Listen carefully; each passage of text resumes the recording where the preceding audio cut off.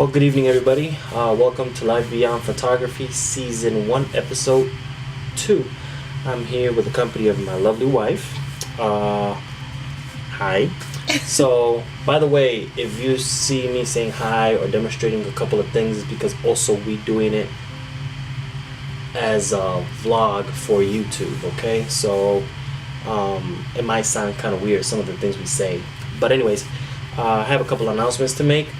First than anything, we were approved for our podcast in iTunes. So go to iTunes and search for Bori Photography, Life Beyond Photography. We have a lot of different topics and things to say, like we said in the first episode. And today we're gonna hit a very interesting topic, one that we've been trying to, let's say this, cover up and not talk about it, but we need to. But another announcement is my wife's birthday is tomorrow. She'll be hitting her lovely 30s. Yes, so, and the bad thing is that I'll be working, but we're gonna celebrate it Saturday with God's help, and we're gonna have a good time. Regardless what we do, we're gonna have a good time. And I do have her presents. She already got one of them. She has by mistake. By mistake. She has 1, 2, 3 more coming from me. So we'll see what she gets. Another one is that, what was it, the other website? I believe, I'll look it up right now real quick on my phone. Let me go to my email. Yeah, I should prepare earlier for this, but I wasn't expecting to do it so fast. Let me see. Okay, so the broadcast support from TuneIn also approved my broadcast with them. So you might look it up there. I haven't set up the account yet or anything, but I will soon. But I was really excited when Apple wrote me back and approved the podcast. I was really excited, and so many ideas popped up in my head, that people that I could interview, things that I could do, not only here in my house but also outside on the road. And it's been very interesting. My mind has been going like 100 miles per hour and thinking of new ideas and new topics. Also, I had been trying to see, because I also have a MacBook Air and we have a Windows Dell computer. So we were trying different programs to edit our videos. We tried Premiere Pro, but Premiere Pro, hey, to every person that uses Premiere Pro, hey, you're awesome. That program is insane. And the MacBook Air does not support the speeds and the ratio and those other stuff, that it doesn't make no sense for me to use it on the MacBook Air. So I went with Filmora 9. So right now it does everything exactly what I want. The speed, anyway, it does everything. So right now, a video that would have taken me on Premiere Pro 3 hours to export on Filmora and on my Dell is gonna take me so far 23 minutes. So not bad. A couple other announcements that I might have. I have one of my buddies. He's a hunter, a bow hunter, and a physical fitness trainer. He lives in Texas, and his name is Hector. We know him by Ture. I have gone with him bow hunting. Actually, not me bow hunting, but at least taking pictures. And I smelled like a deer, which was nasty as hell. But it was interesting, and he said that, yeah, no problem. We just have to set up a date and do the nice interview and see his perspective on health and on hunting. Not only deer, but also turkey and some other wild animals he does. Plus, I have other people that said, yes, Raphael, I will definitely be on your podcast. So I'd like to thank you all, first than anything, for your amazing support and for giving me ideas for interviews and topics. Thank you. My wife laughs about it. Once again, like I said in the previous episode, she does not even do a live video, you know. She does a live FaceTime because it's FaceTime and that's it. It's not going live, but this is taking her a little bit out of her comfort zone, you know. A lot of it out of my comfort A zone. lot of it. But that's how we start, little by little, okay? So, to the topic. Yesterday, I went to this customer's house, and like I told you previously, I'm a contractor for Charter, and I install telecommunication services in their residential business. So I go to his house, and this lady has this beautiful baby, holding him in his arms, and with a cigarette in her hand, you know, and just blowing the smoke right on the baby's face. I was full of rage. I was pissed off, but I still had to do the job, you know, if I wanted to get paid. Yes, I had principles. Yes, I wanted to choke the lady, but I couldn't, you know. One, I did not want to go to jail, and two, you know, it's out of my hands, let's put it that way. And certain emotions came back from something that had happened to us back in November. If I'm not mistaken, on November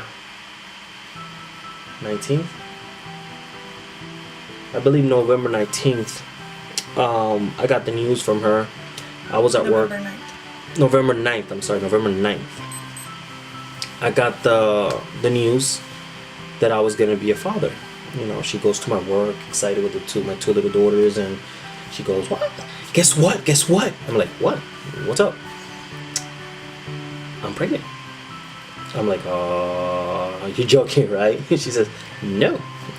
So to make that section short, my demeanor changed completely. I was happy, I was excited, but my mentality automatically changed. Like I told her that I needed to work more. You know, I needed to, okay, so baby's coming. We need diapers, we need formula, we need this, we need that, blah, blah, blah. So my mind is constant, it automatically changed, you know. How are we going to tell the girls? How are we going to tell my oldest? How are we going to tell everybody, you know? It's a big news. It's something great for everybody, you know. Not only for us, but it was great for everybody. So, we talked about it, how we're going to break it up to everybody. We broke it up to her dad. She was thinking, she was scared shitless, I'm not going to lie to you, how her dad was going to react. He lives in San Antonio. And believe me, it was like, hey, congratulations, and blah, blah, blah, you know. He gave us a whole spool of children being born, you know, the whole shebang. We told her mom, my mother-in-law, and she's a special case. Yeah, she wanted to actually choke me, but thank God I was pretty far away from her. But anyway, you know, we broke it down to everybody, and we surprised my oldest, and we picked her up. We went to Starbucks and we rode on the coupe.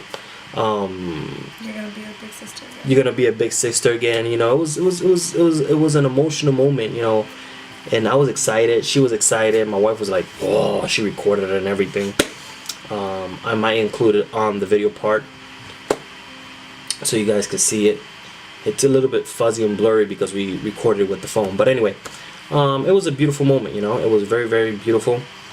And I gotta say, she's a trooper. I have to say, her first 2 pregnancies, that the doctor said that she would never have a baby again, and we had 2 together. 2 people, 2 back to back, 9 months apart. Don't say nothing. I understand. I'm sorry. You know, shit happens. But hey, anyway. Beautiful babies. They're a pain in the ass, but we love them to death. She went through a lot of complications, and I was there with her 100% from step 1 to step now, and continuing. And it was hard for us, for the 2 little girls. It was for Ava and Aaliyah. It was very interesting, let's put it that way too. We learned, you know, we got closer. Yeah, we fought, we argued, blah, blah, blah. But anyway, we were excited about it, you know. Then we had a meetup with a couple of guys, with Jimmy, with the two Austins. That The- was the 19th. That was the 19th. Yeah, the 19th is when we went to the Great Walk in Chattanooga. And hey, we had a hell of a time. You know, she walked more than I was like, holy crap. I was not expecting for her to walk that much, you know. And after that, what did we do after that? We had a week between the weddings. Oh yeah, we had a wedding that we had to shoot on the 23rd. So the 23rd, she was starting to get a little bit of pain and discomfort, you know. So you know, I thought it was part of the process of, you know, the pregnancy. And oh baby, I'm in a lot of pain, you know. So I'm sorry. Go take a shower. Go, you know, do. I don't know what else to. I didn't know what else to do, you know. And Friday, we finished the wedding. Yeah, we finished the first wedding, and we went home. You know, cool. On the 24th, we had to go all the way to Lebanon, Tennessee to shoot another wedding, and that's when shit hit the fan. She started getting a lot of pain, a lot of pain, and I want to thank Krista. And what was her name? The other Krista. Yeah, the other Krista, the lady that was gonna get married. Her name was Krista. No shit. And she was like, no. You guys go. You gotta take care of her. And she was like, no, I'll wait. You know, this Krista, my wife, said, no, I'll wait. You know, so until she couldn't no more, she told me, babe, I can't no more. I can't take it no more. You know, I'm in a lot of pain. So we went from there. She is a veteran from the Air Force. Thank you. So they put her, you know, they did all the procedures, they did all the tests and everything, and they told her, well, you are pregnant. The first test they did. Okay, cool. I was relieved, you know, because we thought it was, for the moment, at that moment, we thought something worse. And hours later, they say, well, we got to do more tests. You know, you're getting a lot of pain. They did an ultrasound. They did a bunch of stuff until they did the last test. It was, then they sent us from the VA. No, that was after. That was after the fact. At 11 o'clock at night, at the dot, right there at 11, the doctor comes in. And I gotta say, the doctor was a sweetheart, you know. The nurses, the doctors, everybody treated her great. You know, we had no complaint at all. And the doctor, her levels dropped. She was cold, hot, cold. And that's when the doctor told us that we had lost the baby. It was an ectopic pregnancy. And I'm not gonna lie to you, that was the worst feeling I ever felt in my life. It was devastating for me. If it was devastating for me, I cannot imagine how she felt. I just left the room. I couldn't deal with the pain. I couldn't deal with her telling me anything else. And yes, I questioned God why. I was pissed as hell. And there's times right now that I think about it. You know, I do. Driving in the car, thinking about if it was a boy or girl. I think about that. I really do. You know, and it's painful. It really is. And it was the first time that this ever happened to me, and it was a horrible feeling for me. Horrible. And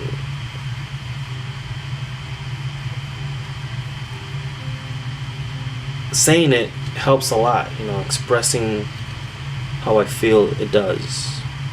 But my wife is the real trooper here, to be honest. I've seen it. I've seen her try to deal with it, try to cope with it. And it's hard. It's real hard. You know, trying to see your wife crying. Sometimes, you know, just laying down because the what ifs of life. And yes, I might be the biggest a-hole there could ever be, and she knows it, and a lot of my friends know it, and people that do know me. And I swallow a lot of pain, and I really do, you know. I'm not good at expressing my feelings, and she hates with a passion when I don't tell her how I feel. But yes, it was a horrible feeling, and I'll let her tell her part.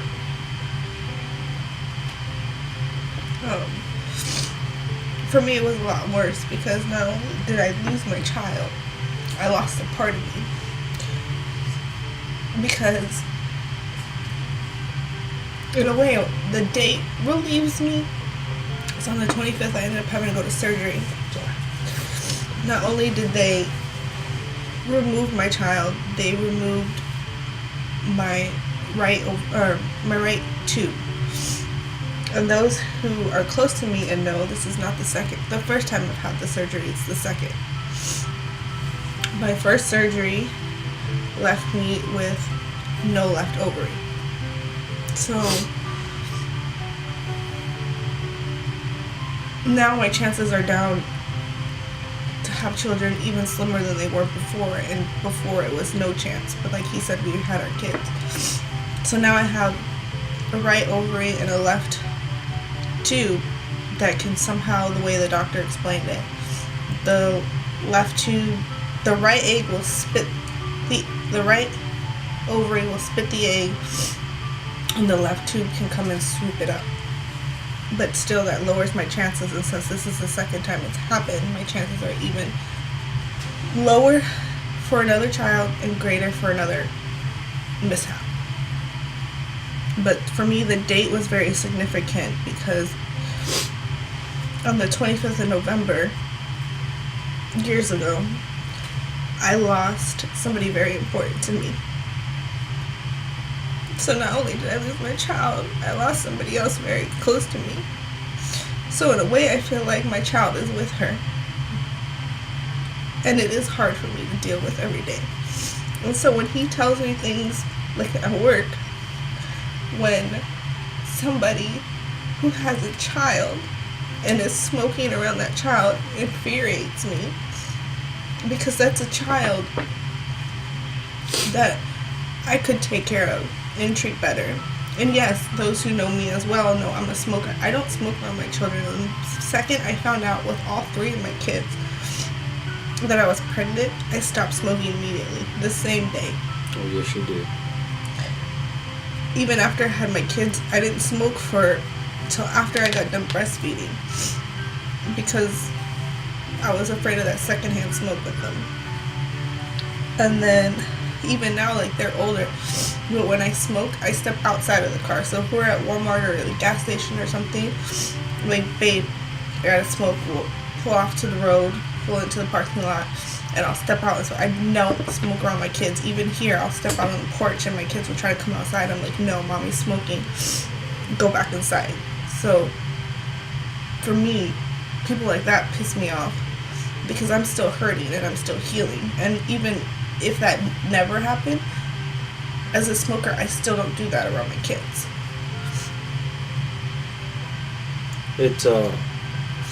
And it's pretty hard to see this unfold. And I see it every day. Every day I see it. Parents smoking next to the kids like there's nothing. You know, hey, secondhand smoke can really do something bad to your kid, you know. And we stopped automatically. I'm a passive smoker. I'm not a constantly smoker that has to smoke every single day. No, you know. If I'm pissed, yes, I'll smoke. If I'm just chilling with the guys, I'll smoke a cigarette and that's it.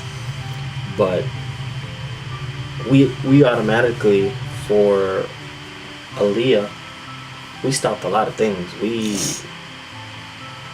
She stopped drinking Red Bulls, a lot of Cokes. I stopped smoking, you know, cleaning the house every day. For Ava, it was the same thing, you know. And when she told me about her third pregnancy, I was excited. I stopped smoking and everything, you know, because it's harmful, you know, towards the kids. And expecting it's even worse for her, because she's the one carrying the baby. But some people, that infuriated me, that brought me back to that day that I lost the baby and I lost the gift of being a father, you know. Which, don't get me wrong, I am a father of 3 pain in the ass, smart ass girls, which I love to death, you know. But the feeling was like the most horrible feeling ever, once again, you know. And every time I see that, it really pisses me off. You know, if you want to kill yourself, do it on yourself. Chain smoke inside a car with the windows up all by yourself. Don't do it with a kid there, you know. If the kid after a certain age, he wants to start smoking or whatever, that's on the kid or on you, actually. But don't try to kill a kid earlier than you're supposed to, you know. It's not right. It's not right at all. Not only that, it can lead to, you know, them learning issues as they get older, and behavioral issues. It's you know, and to all those mothers also out there, you know, I'm just spitballing. I'm giving my opinion, but you do whatever the hell you want. Those women that do not want to know if they have a boy or girl, or they want to know, or they want to go to the doctor, please, hey, do find out. Do find out how far along you are, if you're going to have a boy or girl. If you want to surprise the father, hey, surprise him, but check yourself, please. Go out there, go to the doctor, tell him, what do I need to feel better? What do I need to be stronger, healthier, you know? And really, really take care of yourself. Because you're not only taking care of yourself, but you're taking care of the baby, of a new life, you know, of the future, you know. Boy or girl, whatever it is, doesn't matter, you know. The only thing that comes out healthy, and you educate that kid to become an amazing person. That's the best gift ever, you know. Just remember, it's a life you're saving. It's a life you are building in your stomach, you know, or wherever the hell it's built. I took that class, but I forgot like 99.9% of everything that I learned there, to be honest. But yes, you know, and if you've been through this, you know, express yourself, talk, tell somebody. Don't lock it in. It's not healthy. Do reach out to us. Do tell us, hey, can I talk to your wife, Raphael? You know, go have a glass of wine. Come here to the house. Go out to Starbucks. I don't care. But please express yourself. Talk about it, you know. And because a ectopic pregnancy is not fun at all. At all. You know, the doctor told us that if she stayed the way she was, they could give her medications, but she could have bled to death, you know. And for me, that was like, oh, no. You do surgery like right now, because God forgive me, you know. I would rather have her here with me, taking care of the girls, than not having her and me by myself taking care of the girls. You know, that for me would be the most horrible thing ever for me personally. But when the doctor told us that, no, do the surgery, and I'd rather have my wife with me. Point. Simple as that. You know, there's a lot of complications when it's an ectopic pregnancy. I was reading so many cases and so many stories and going to YouTube and watching these girls, you know, express themselves. It's amazing, you know. And once again, we've been trying to cover it for a while now, since it happened. You didn't really tell nobody. No, we never told nobody, and we just kept Just it to ourselves. We told family, obviously, and a couple of people that we knew, which we consider family.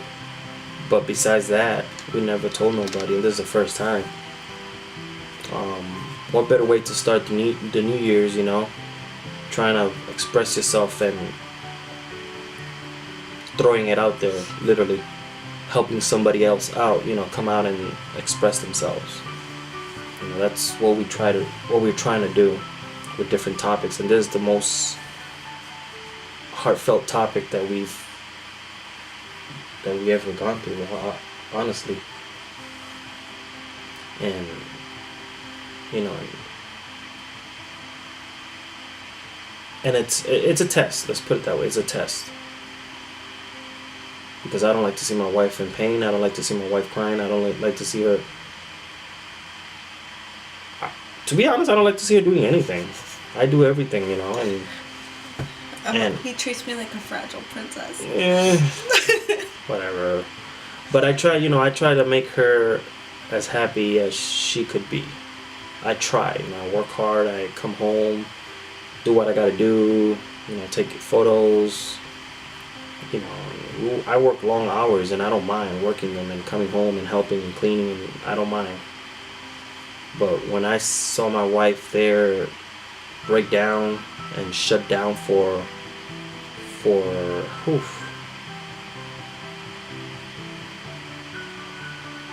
almost 2 weeks straight, you know, it's hard. It's hard. It's really, really, really hard.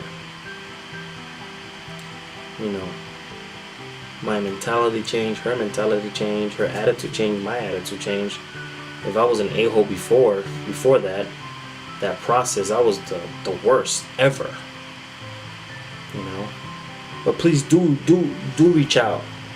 You know, tell us who you are so we could talk to you, or talk to my wife, or talk to somebody. Don't lock it in, okay? And it could be painful as hell. Like right now, this is the first time she expresses herself and says it, you know. And she's doing it. If she did it right now, you could do it, you know. Just express yourself, tell us how you're feeling, and maybe that way you feel a little bit better, you know. You won't feel 100% better. You won't, because it never go away. But at least you'll feel a 45%, like a weight has been lifted from you, you know. Oh God, I'm not the only one that went through this, you know. I have support from somebody else, and we're here to help you and support you, you know. And we would like to thank everybody that gave us kind words. I would like to thank my work for giving me a whole week out for me coping with my wife and taking care of the girls and being here, you know, having my time. And I want to thank you all. Also want to thank all the family that reached out to us and gave us a lot of positive vibes, you know, and helped us out. Thank you. But now we are here we're reaching out to all of you ladies that have been through this. Hey, she's here. She loves wine. She loves a nice cup of coffee. Red Bull. She loves Red Bull. Shit, she loves Red Bull. And, you know, just to sit down and talk about it, you know. And maybe both of y'all ladies could connect more than anything, you know. Because women have this weird special bond that I don't get it, you know. I don't know. Anyway. There was a very health topic, for a very heartfelt topic. I'm sorry, I can't even think right now. And I'd like to thank you all for spending 30 minutes listening to us. Thank you. And hopefully anybody of yous is going through it, or just wants to talk to us. Hey, we're more than welcome to listen. We'll set up a date. Just hit me up. All my information will be on the description, and just let us know. And for all you podcast listeners, do reach out. Send me a message. Tell me, hey Raphael, my name is, let's say, for example, my name is Lisa, and I would like to talk to your wife. How could I talk to her? How could I communicate with her? And I'll tell my wife, pass her the information, and she'll be able to talk to you.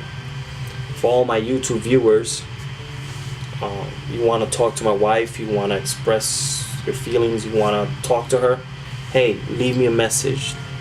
Tell me, and we'll gladly make an arrangement. Hit you up on Facebook, Twitter, Instagram, doesn't matter, text message, it doesn't matter. We'll reach out and talk to you, okay? And all men out there that are supporting your wife 100%, keep on doing it, okay? It's very important that you take care of your wife. Do not hit her. She ain't your kid. Do not scream at her. Yeah, it depends how you scream at her, you gotta watch out. Maybe sometimes they like it. Just kidding. But yes, do not scream at your wife. Do not hit her. Treat a woman with respect, because remember, you came from a woman, and that woman, doesn't matter how many months she kept in her stomach. You came from a woman. Point. Simple as that. So respect your wife, treat her well, and support her. Support her in everything that she wants to do, or any crazy idea she has. Support her, okay? Because I gotta say, my wife has supported me since the day we met, and I can't complain. And if I complain, goes in through one ear, it comes out through the other. So, but she listens. She understands. I understand her, and we have a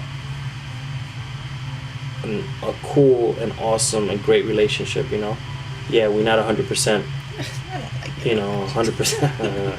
We're not 100%, like the perfect couple, but hey, we do argue, we do fight, we do have our what do you call that? Our different opinions about things. She should have been a lawyer. We all say that. But yeah, treat your wife with respect, okay? Support her in happy times and in bad times, When she's smiling, hey, put the best smile you ever had. Keep on making her happy. If she's crying, act a fool and make her laugh. Embarrass her at Walmart. Embarrass her at anywhere. Make her smile, Those are little things in life. And believe me, she could tell you all the times I have embarrassed my wife. And it won't stop. And it won't stop. But once again, thank you for joining us. For those podcast listeners, thank you for listening to us, and all you viewers, appreciate the love, appreciate the support. And thank you. Once again, remember, I'm in iTunes. We are in iTunes. So, hey, punch in Bori Photography, Life Beyond Photography, and we'll be there. We'll be in iTunes, and we are also in SoundCloud. So look us up there. We are in YouTube now, in my Bori Photography page. And if you want to collaborate, if you want to sit down here and talk about anything and everything, please take my spot. She will be included too. And all those ladies, if you want to do like a makeup thing with her, hey, come on and bring it. She's all for makeup. She likes, who's that fool you like? Hank and Henry. Hank and Henry. And who's the other one? Bianca. Whatever. All those people. She likes them. If you like them, hit her up. She likes it. We could create a nice little podcast. We could record it too. So bring it on, okay? You just heard us in our weakest point. in our most painful point in our lives. And you will hear us also in our most amazing points in life, in our amazing moments in life. So thank you. Appreciate the support. And from my end, live, prosper. No, just kidding. Have a great time. Have a great life. Enjoy life. It's too short to not enjoy it. And remember, live the life. Be as epic as you can be. That's all I can say. Stay tuned. Like my video. Like my podcast. Because it's 10:27 and I have to get my ass to bed because I work tomorrow. I'm waking him up in 2 hours so you can say happy birthday. Hell no. I'll say happy birthday in the morning. But just kidding, people. Have a good night. Thank you so much. And God bless. Alright? Deuces.